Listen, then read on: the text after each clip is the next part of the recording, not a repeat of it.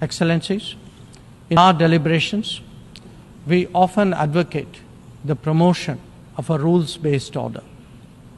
From time to time, respect for the UN Charter is also invoked.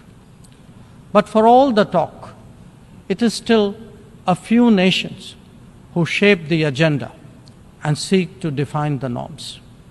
This cannot go on indefinitely, nor will it go unchallenged. A fair, equitable, and democratic order will surely emerge once we all put our minds to it. And for a start, that means ensuring that rule makers do not subjugate rule takers. After all, rules will work only when they apply equally to all. Mr. President, we must never again allow an injustice like vaccine apartheid to recur. Climate action, too, cannot continue to witness an evasion of historical responsibilities. The power of markets should not be utilized to steer food and energy from the needy to the wealthy.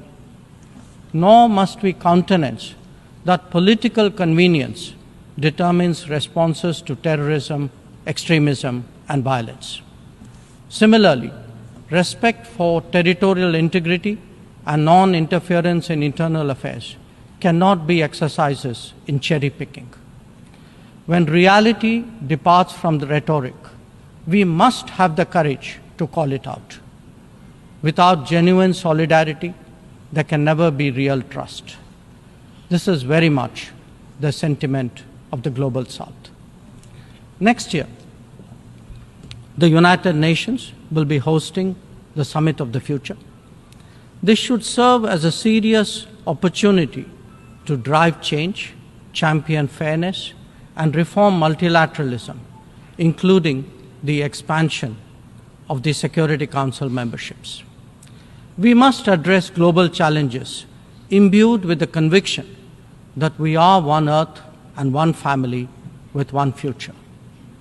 Excellencies, friends, India has entered the Amrit Kal, a quarter century where greater progress and transformation awaits us.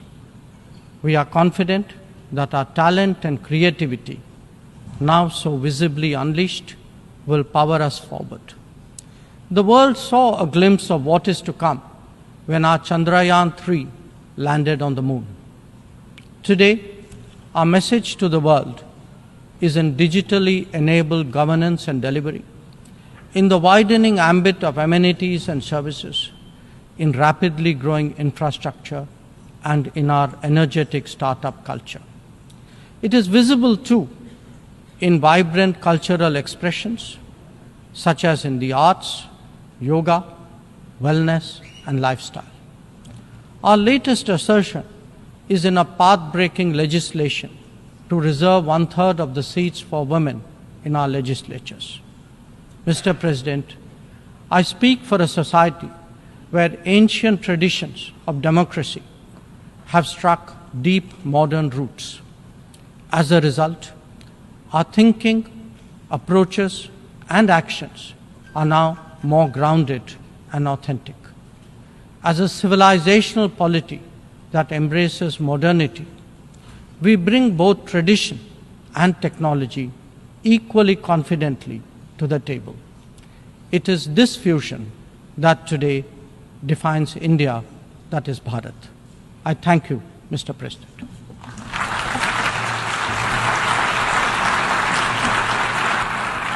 I thank the Minister of External Affairs of India.